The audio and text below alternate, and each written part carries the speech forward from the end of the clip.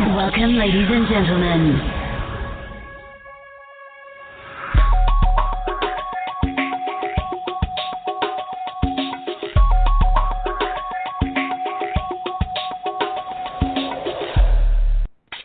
Enjoy the Goldilocks Productions presentation of the In the Psychic Flow Show with Carolan Carey. Well, good afternoon, everyone. How are you today? Thank you for tuning in to In the Psychic Flow. We have a special show today. We have a delightful and energizing an interesting physical medium with us today, Kai Muegge and his wife Julia. I hope I'm pronouncing his German name correctly. I'm from New Jersey, so I often mess things up. Julia is not going to take an active part today, but we can ask some questions and maybe we can get the answers through her husband, Kai. The reason that I wanted to ask Julia, she likes to stay in the background. She is such an integral part of this circle, which we'll discover about Kai and his tremendous work. I just want to give a little background before I introduce Kai. He is just absolutely amazing. I have some wonderful reviews about Kai's work and his work in Switzerland, Australia, different spirit circles around the world. People are just that attend these seances. And if you've never seen Kai's work, you can look at the Felix Circle blog spot, and I'll give you that website. It's absolutely phenomenal, the work that he does. He is, I would consider, probably the best physical medium in the world. He is third millennium spirituality, and his Felix Circle experience has been ongoing since 2004, which is an experimental seance room phenomena, physical mediumship and spirit contact near Frankfurt, Germany.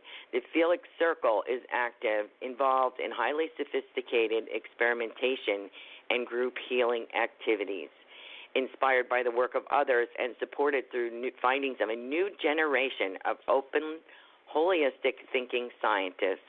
The Circle steps weekly across the borderline of our reality.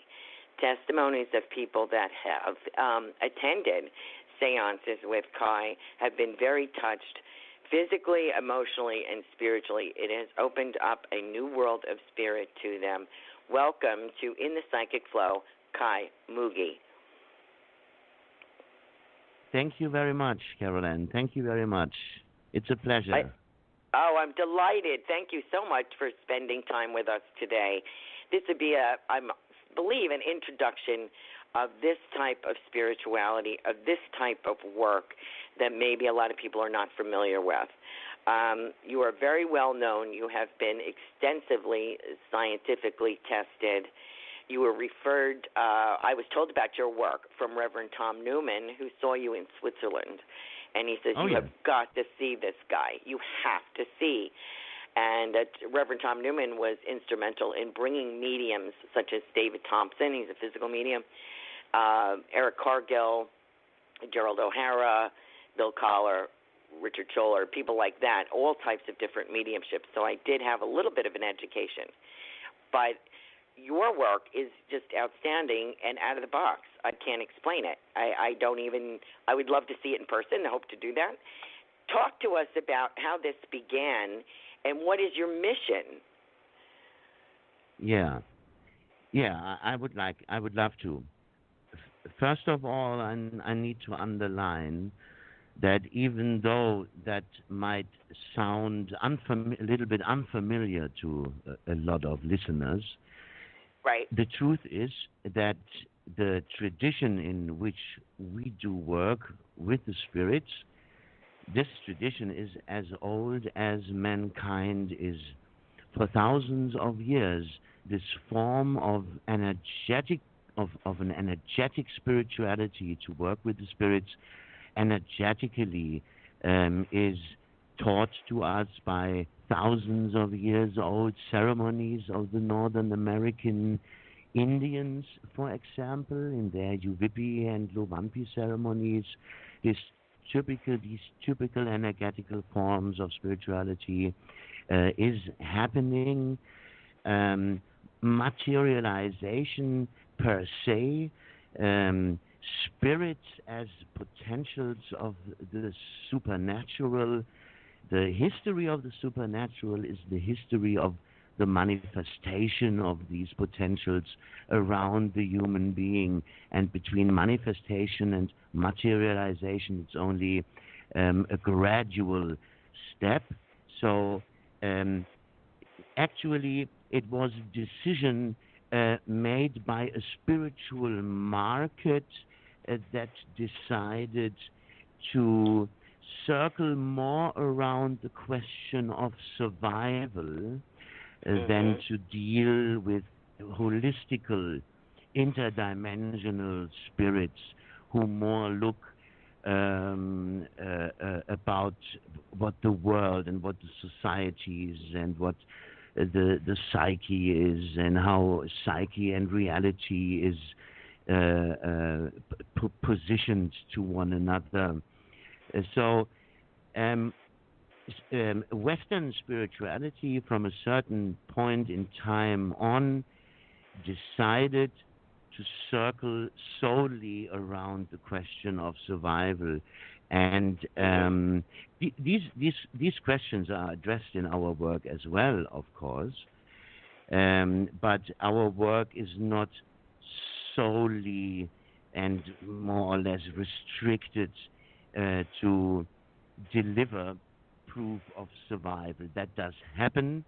The deceased does show up, and the deceased do materialize, and the deceased show their faces, for example. The deceased do touch the sitters in huge waves of touchings.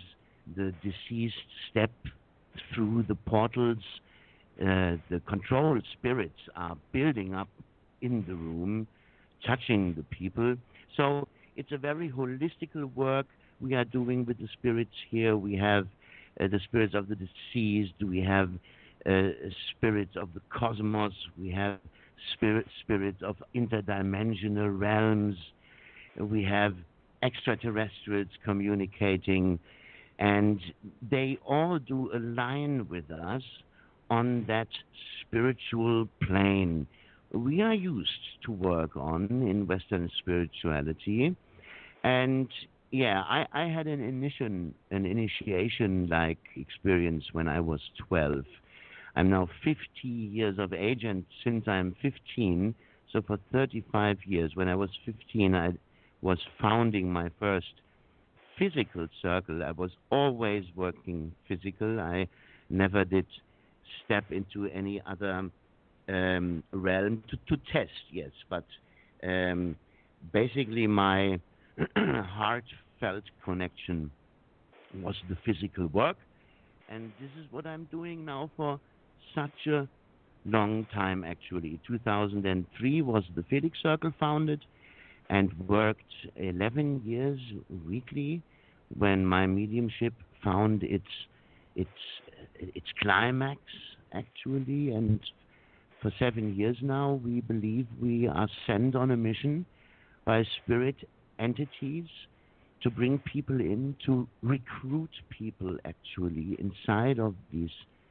seances to an endeavor of cosmic proportions actually. And it is actually not less than the saving of the world and the saving of the human species on the planet and the planet itself. And so many interdimensional entities which are connected with us, many have no idea of, endless numbers of spirits are connected with every one of us, and they are all affected by our deeds and actions. And it's time to pay back, actually, and the spirits try to recruit people to turn into better human beings in these seances. Well, I can't thank you enough for the tremendous work that you're doing.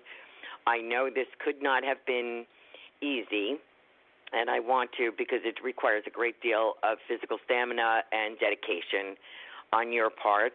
If our listeners would like to see more of your work, which is fascinating, the felixcircle.blogspot.com. There are trance techniques, apports, all the different kinds of work that Kai does.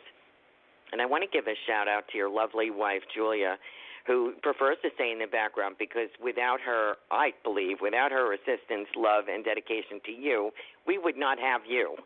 And I am very grateful that you have this ability and that you are so willing to share it and make a difference in people's lives. It's fascinating work, more beyond anything that I had ever imagined possible. So I just want to thank you for that. I enjoyed, in particular, interview with Jock Brocas interviewing you, a friend of yours.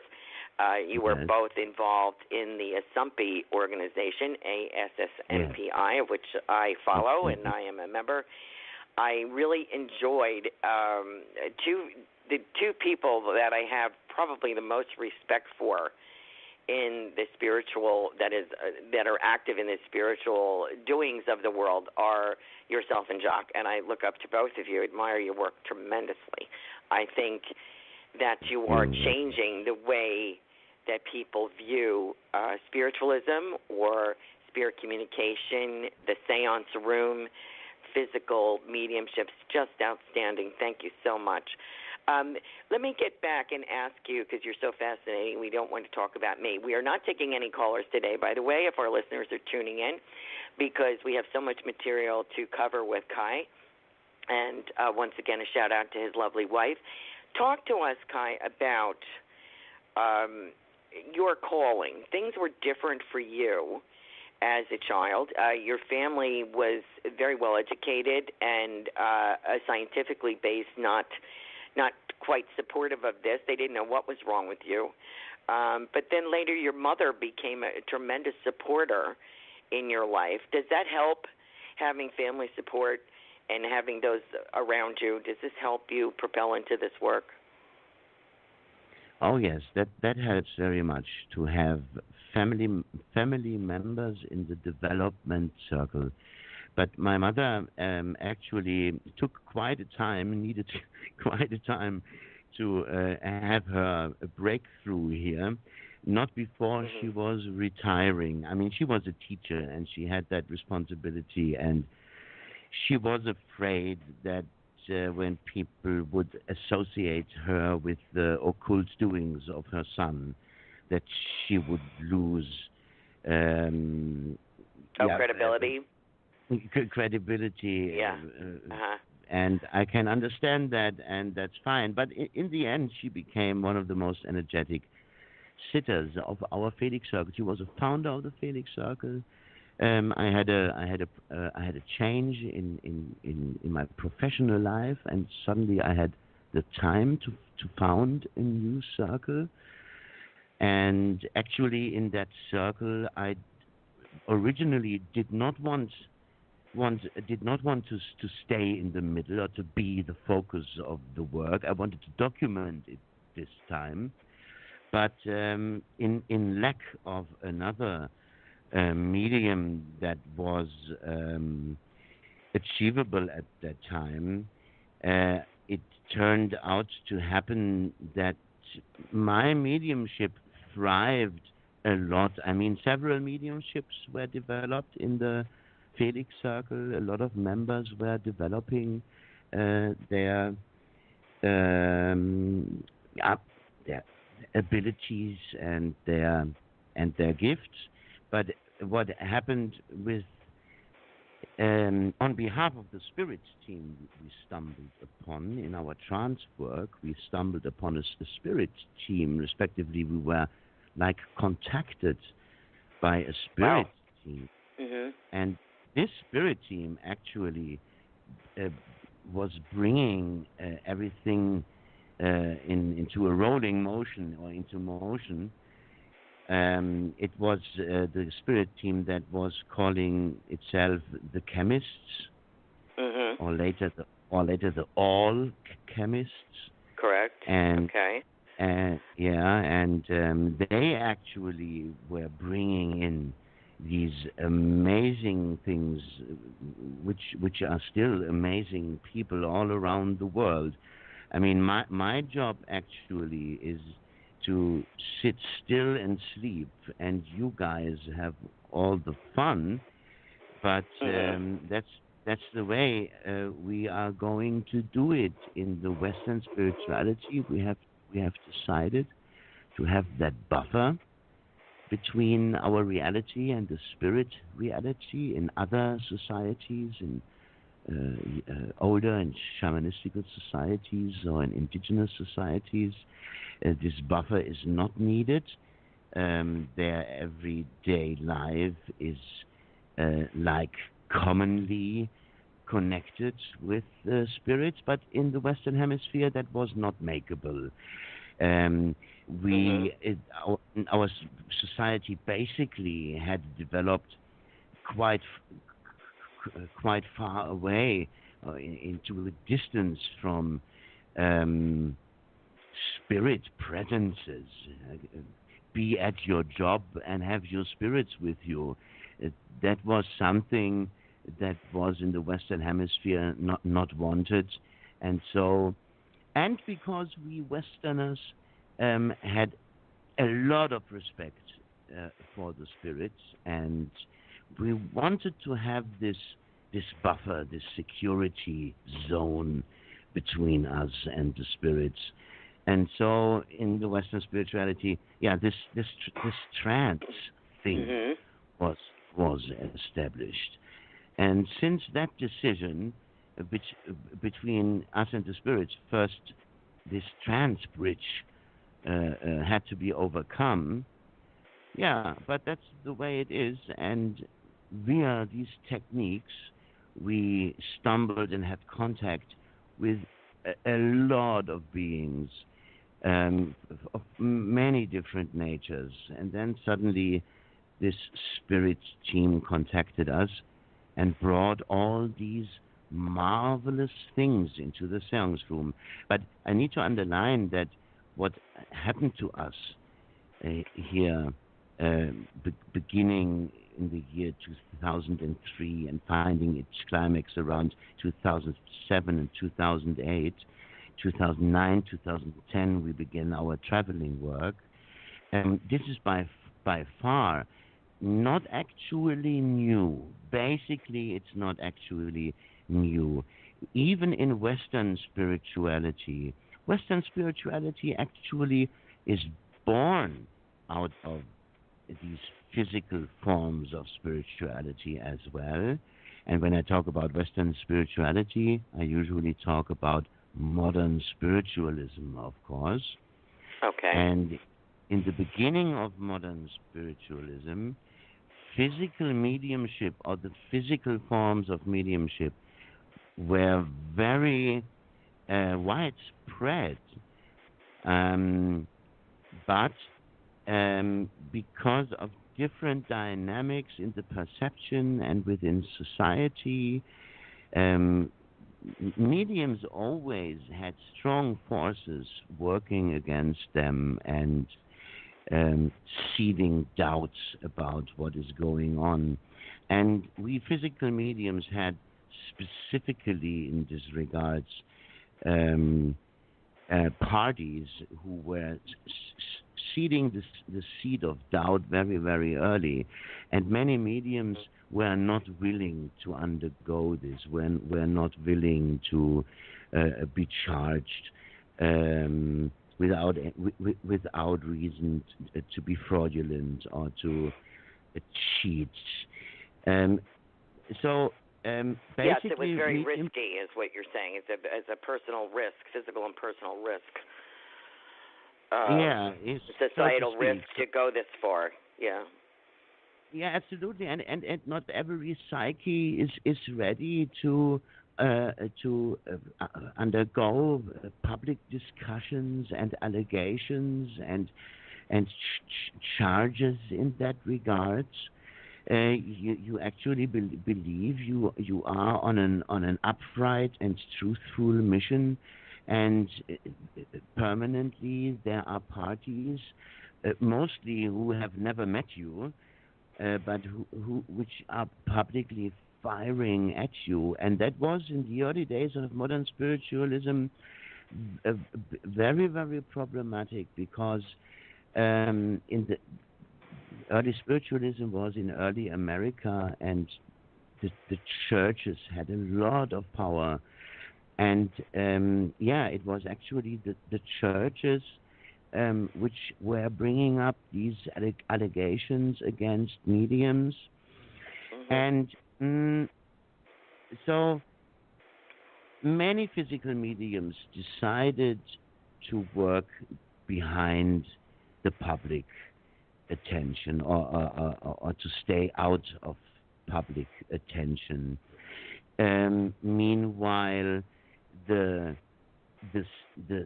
public scene, or the spiritualistic scene, as I said,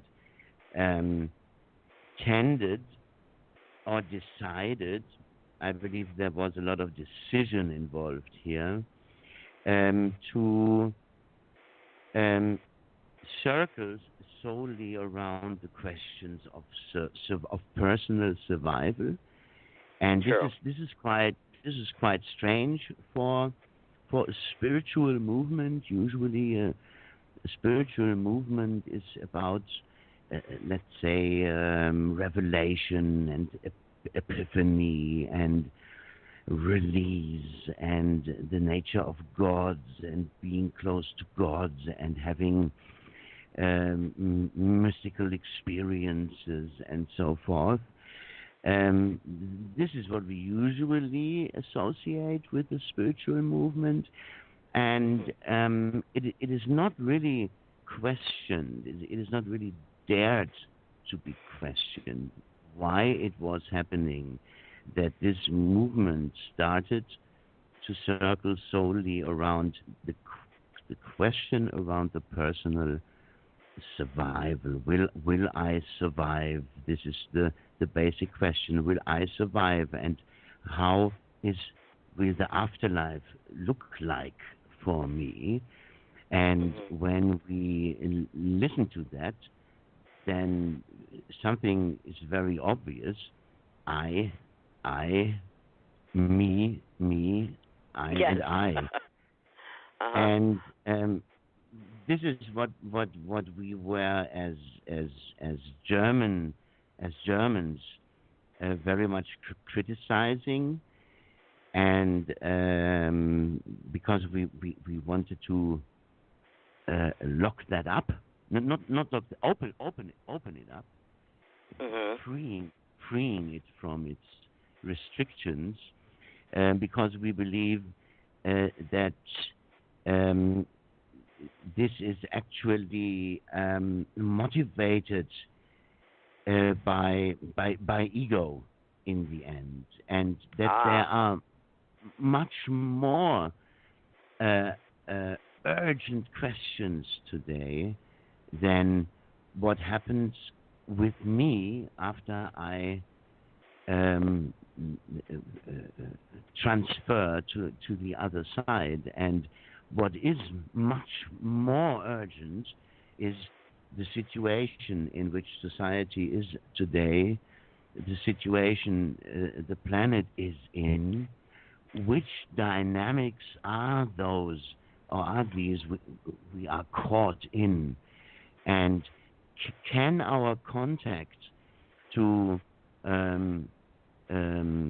discarnate entities or to non-human entities in our work, can the contact or the knowledge or the information that is being given to us somehow help to get the curve in the last minute, or is it too late anyway? And the beautiful thing is that, as I said, the spirits are heavily, massively recruiting people, and the fight is not over.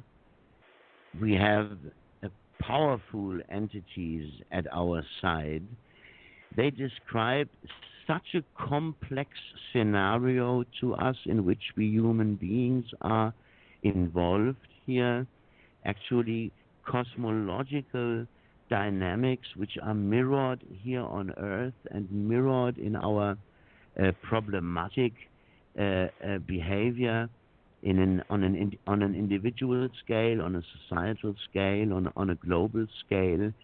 It is actually something that is representing a cosmological dynamic that began many, many thousands of years ago. But to know about these things may give us at hand tools to actually get that last curve, because if we don't get it, the children of our children will have it very difficult here on Earth. True. That's a very interesting point, and I believe that is, you had wanted to discuss the difference between, for example, English mediumship, which is about the continuity of life on the other side, and going further, perhaps Germany is leading us, you and the country of Germany, and your thinking and your spirituality is your thinking, and what you have been given by Spirit is launching us into thinking less about ourselves and about dead grandma and more about our effect, our personal footprint. Of course. I mean, this is so obvious, and it is always the same again and again. There are the grieving people, and I see the value of a traditional English mediumship and the contact to the dead, specifically when we have grieving mums and dads, for example, who have lost their children, and what can be done for them to actually get them somehow in contact with the deceased spirit of their children. But that's wonderful, and that is powerful work, and it is very much justified in this regards.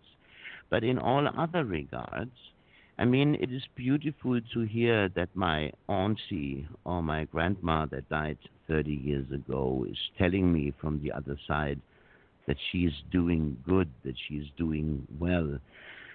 But isn't it the case that actually it is my ego that has that tremendous and unexplainable fear of the unknown that is waiting for us, and that in these messages we are getting, we actually want to confirm ourselves that our lives were not in vain, were not dust in the wind, and people seem to need that to carry on in their lives. They, even though I believe there is a reason that we are confronted here with this big unbeknown, this huge zone of darkness, and actually not knowing what is happening after we have died. I mean, we have these close to dead experiences, deathbed visions, and so forth. But these people, they did not die. They came back. So what they bring, is this really what is waiting for us on the other side? And this is the next poor thing. But then I want to end to talk about these weaknesses, and let us more concentrate on the strengths. The naive ideas about an afterlife, which are propagated in modern spirituality, We have learned, we incarnated human beings have learned in the last 150 years so many amazing things about reality, about quantum mechanics and quantum physics and parallel realities and non-locality and observer effect and so forth. And the afterlife concept that is propagated today is actually originating from the mechanistical worldview of the 1900s. People just had understood Newton and the cause and effect of life, and the idea of a here and now and its consequence, the afterlife, was a direct consequence of the thinking of a mind in the mechanistical tradition, in the mechanistical worldview. And we know much more. Reality is much more complex than this kind of idea that we have there, a kind of afterlife that looks a little bit like our life here, only better. The colors are more stronger and the weather is better, and we behold our personality. Everything is basically like here. We can even have a spirit burger or play spirit golf. Yeah, absolutely. Yes. By the most prominent publications in the scene. You are delivered such a crap. You can play golf, spirit golf in the afternoon and have a sip of spirit red wine in the evening. And basically this world is exactly like this one. We behold our personality. Everything is beautiful. And in this state we ponder into eternity. So your work is blowing the doors off of that is not all there is. There is more, that these spirit teams came in to work with you, chose you, maybe because of your willingness, and have introduced you to some different phenomena here in your seances, if I may just interrupt. Can you talk about you? I see videos of you with ectoplasm. Now, I've seen ectoplasm myself in a trance circle, and I've seen ectoplasmic rods, but I have never seen ectoplasm that comes out of you, for example, anywhere.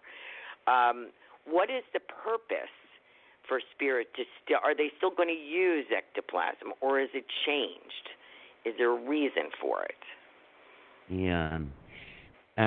First of all, I need to say all these physical phenomena, they every time come with a reason and come with a meaning and come with knowledge and information.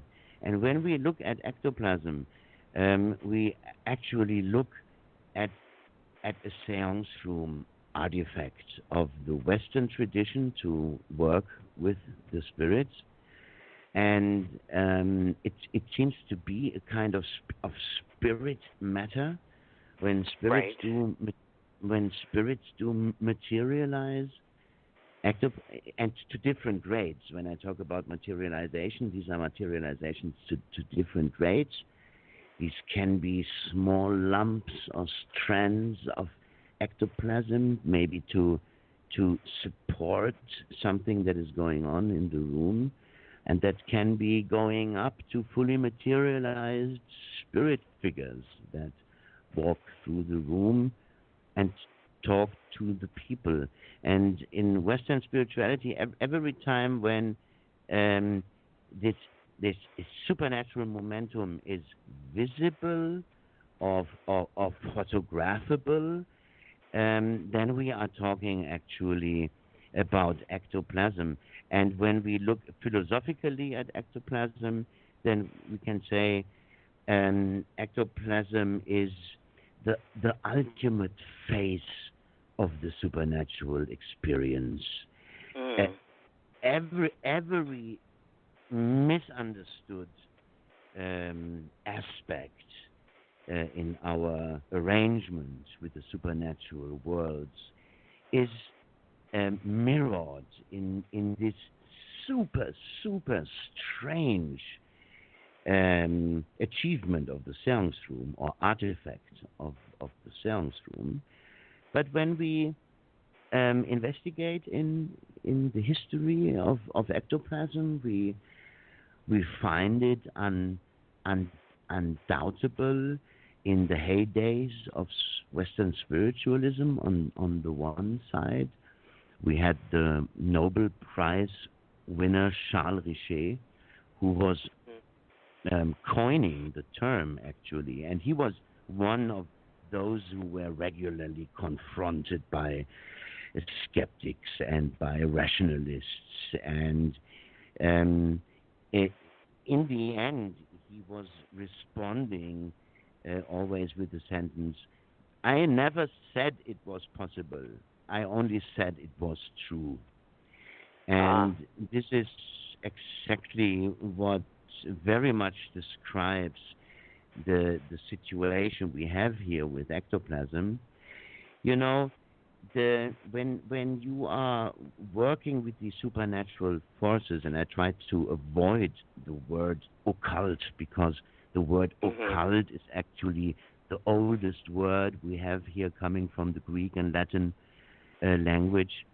It is more than 2,000 of years old and is describing all these supernatural dynamics and interactivities that happen to the human being through the times of mysticism.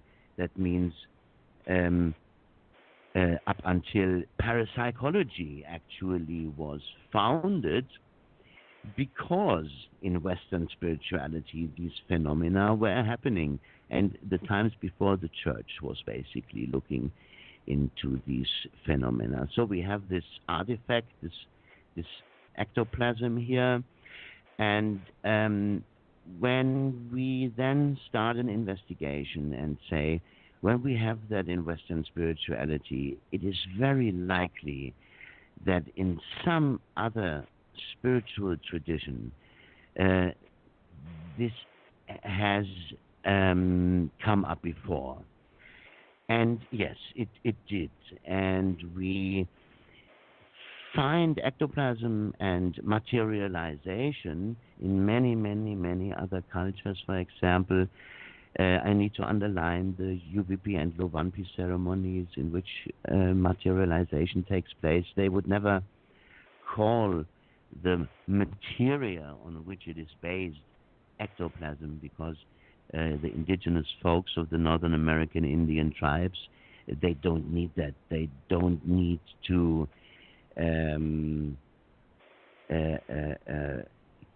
cut things into pieces and give it names. Oh, I see. Dissect everything and to see if it's true or not. Yeah, they have more the whole view onto it. But I can tell you, I have a collection, for example. Let's get away from the Northern American Indians and get to the Middle American and Southern American shaman traditions. I have a collection of traditional paintings from spirit ceremonies around the Amazonas and around the Amazon and around Peru. Wow. And there, the shamans actually exude ectoplasm as well. And this extrusion process is very, very obviously shown on these traditional paintings. These traditional paintings show the same strange and bewildering process of the extrusion of ectoplasm from a medium, from a shaman. And that is quite impressive in these regions. It is called phlegm. And when you ask the shamans what that strange white or grayish substance is that is flowing out of the shaman, then you will hear that phlegm is a substance that appears when both worlds, the spirit world and the human world, do align, and through this alignment, it is a kind of side effect of that alignment that a new form of materia is actually created, and this materia has still the physicality of our world, but it is like a fine receiver, and it is mirroring the spiritual or the informational content and values which are going on in the ceremony. That means, for example, inside of that mass, the faces of the deceased can appear, yes? Or this mass... just to interject, I just wanted to stop you for 1 second. I know that ectoplasm has been used. The founder of a church that I trained at and attended, Reverend Dorothy Flexer, was a direct voice medium. Her and her husband started this church originally in Tampa 70 years ago this year, and in Sarasota. She was direct voice in the fact that ectoplasm would form, she used a trumpet, an aluminum trumpet, in her chapel, and ectoplasm would create as a voice box, and through that ascended masters such like St. Francis of Assisi and other people would come through, and that's how I learned about ectoplasm, and I have seen it in my own trance circle there and in other trance circles. So it's really, would you say it's like a tool or an instrument that they use to show us dumb humans, right, us in our limited thinking, what is possible? Yeah, I mean, they use it. They use it to have spiritual content to be mirrored within it. They use it to build in their work with us human beings physical forms and structures of all sorts. And this usually has somehow something to do with their teachings, like in your case that an ectoplasmic voice box was being formed for making discarnate entities to talk, respectively these master personalities to talk. So the spirits handle it and work with it and build things of it. They use somehow for their teachings, yes. And you have to, it's my understanding that it's not every medium exudes this. It's a special body type or a chemical process within a medium. Do you believe that to be true? Because you have that ability. And it's amazing, the reports of your seances. This is amazing. Jock Broca says he was fortunate enough to have ectoplasm sort of draped on him. And he said there's no way that this could be cobwebs from the party store for Halloween. He said this is a cold and vibrating, pulsating energy. It cannot be fake. There is no way. And very important what you say, because on the photographs we have, this material always looks like stiff or like a bed sheet in the worst case. But when you look at it in the séance room, then you actually recognize its liveliness. And this is so amazing. You see it move, you see it form, you see it build pillars and columns and these faces I was talking about. The faces quite amazing. Yeah, absolutely. And No, that has nothing to do with Halloween, a cobweb Absolutely out of the not. party store. I've seen faces in ectoplasm. It's quite amazing, and that is what the material that they use. And but to me, it's like not everyone can produce this. So it's remarkable that you produce this. How do you feel about that? Do you feel that that's true, that it's a chemical thing and you happen to possess that chemistry to be able to do this? To be honest, I believe that we all have in our blood and in our genes this ancient truth, this ancient connection with higher realms, and that when spirits come through us physically, many amazing things can change with our body, things we would never dream of, that our body could be changed in that way. And I believe that in the end, spirits can facilitate this wonder of ectoplasm. I believe actually through everybody, but of course it is helpful when you are trained very, very early, and when you have already wasted your whole life to the seductions of the world. It is hard for spirits to make it happen. But when you start, and this is my advantage, and I'm so thankful for that began so early with me, that the spirits can make that happen through my work. And it is amazing, the people, and that amazement opens something very, very deep within us, and it realigns us, or in the second place, it recruits us to higher values and higher plans, and of course we are only one of many. This is my work, and this work to bring people in contact with these higher plans and higher values happens all around the world, of course, but this is how the spirits work through me, through us, through my wife and me. My wife actually is, when I am going into the trance work, my wife is actually the doorkeeper and the circle leader, the séance leader. That's amazing.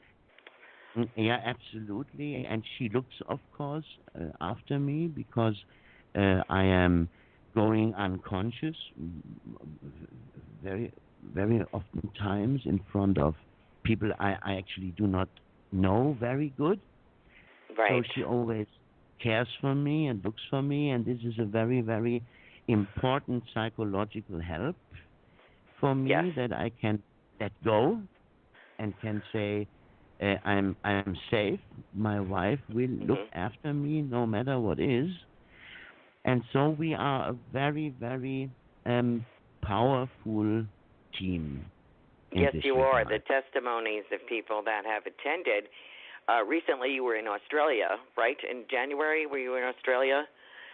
I think it was that 2018. But I had testimonies from your work of how it touched people's lives, and also how gracious and humble both you and Julia are, and how careful you are about everything, and how welcoming you are, and how wonderful you are about explaining all of this. I want to thank you both for being ambassadors of this work to the world, because we sorely need it. Let me ask you one more thing. I also want to mention the Spiritual Science Foundation. You are the vice president of that in Spain, correct? Do I have that correct? Yes, it is. Correct. And the ASSMPI organization, to which I am a lowly member, just learning and learning and learning, the American Society for Standards in Mediumship and Psychological Investigation. You are the German representative. Jacques Brokas is president in the U.S. Babylon TV, is that you're the editor-in-chief on Babylon TV? Oh yes, when Babylon TV is defunct now. Oh, okay. But we You're were still on producing YouTube, though. Yes, indeed. We were producing documentary films for the German TV at that time. Oh, wonderful. But there is another channel in which all our, and not only about us, there is a lot of collected amazing material to be found. It is the channel TV Beyond. Oh, interesting. Thank you for that. Yes, in one word, written TV Beyond, and there you find all the material which is widespread in our articles. So there you find all the visual material densed. That's amazing. Yes. Oop, did I lose you? Oop. No, I'm there. Oh, okay. That is absolutely amazing. Thank you. I also want to just tell people, like, what you label what you do, some of the things that you do. You are client-centered, holistic therapy, clearings, interdisciplinary spiritual possession treatment, spiritual rescue, hypnotical past life regression. This is amazing. And the Felix Circle, of course, is felixcircle.blogspot.com. On there, Kai, if you could give us a few minutes about apports.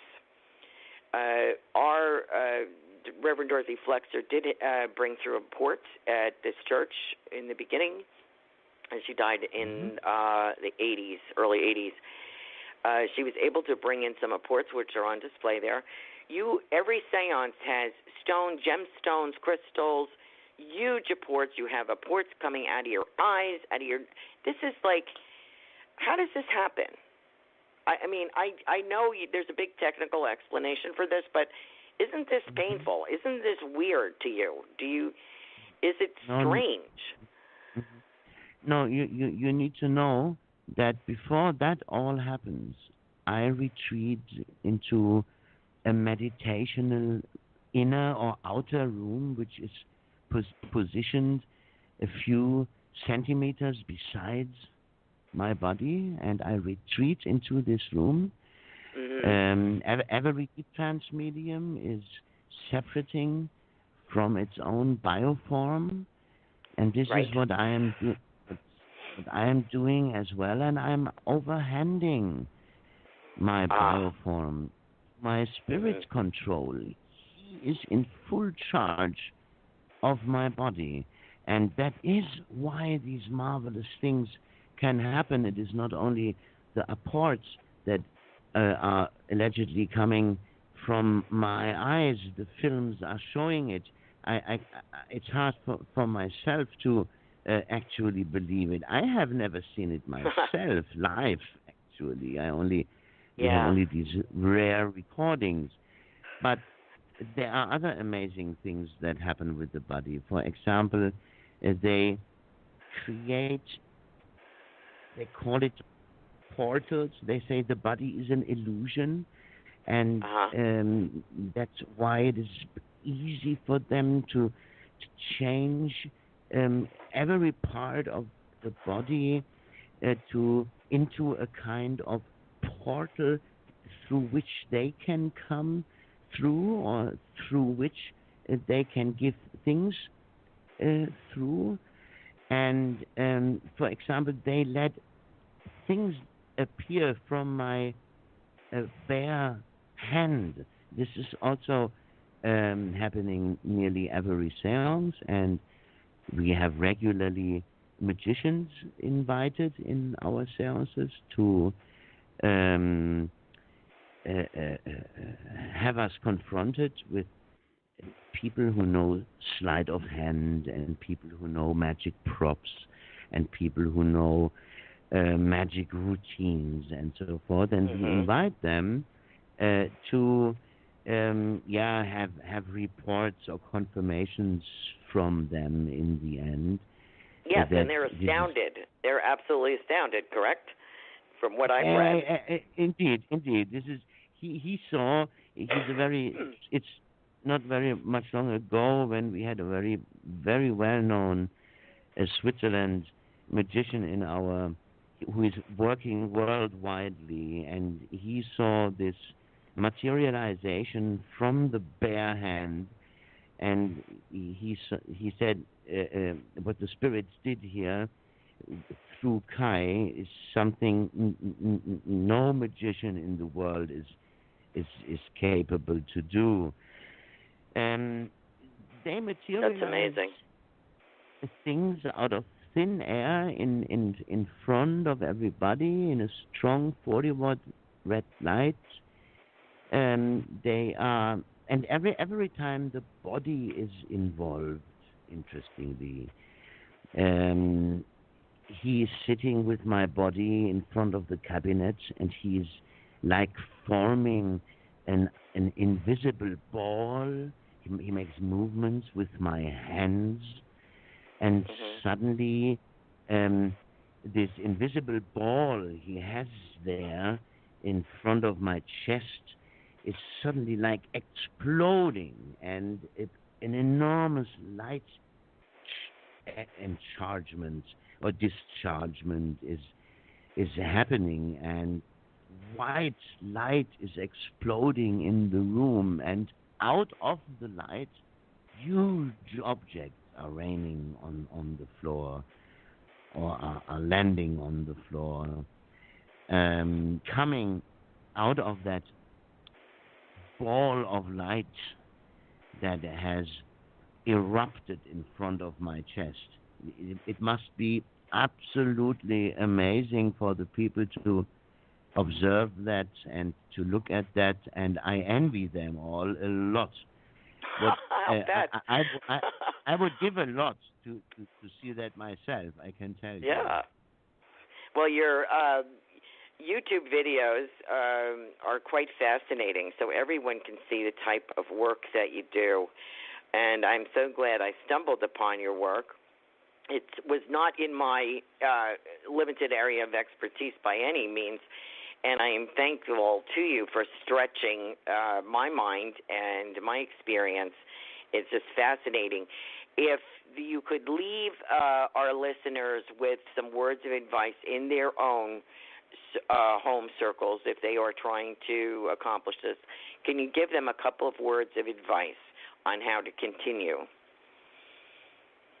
Oh yes, I mean we are actually giving workshops to oh great follow all these necessary rules and the necessary set and settings. But basically, I want to say the things are much closer than you might think, and in the end, nothing more is needed than a few friends, commitment, and a truthful, upright want to have that contact on that physical plane.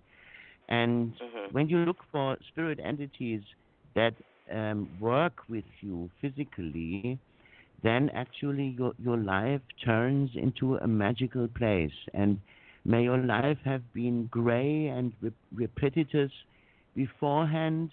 The moment the spirits start to answer in your seance room via knockings and or other things, your life turns into a treasure chest. And it is amazing, and it is a blessing, and everybody can achieve that. I am persuaded.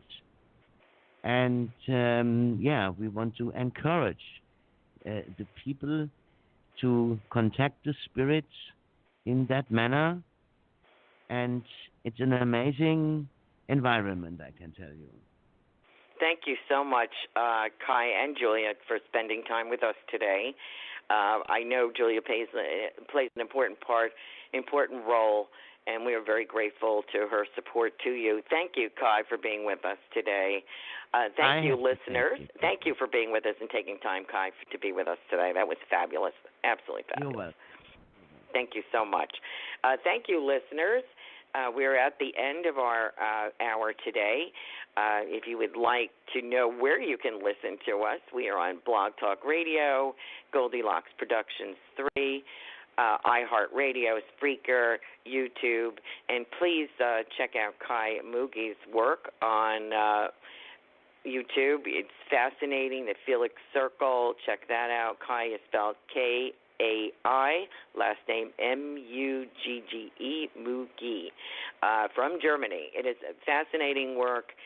He is absolutely amazing, and I really appreciate everything that you do to broaden our horizons, and that's what we like to do here in the Psychic Flow.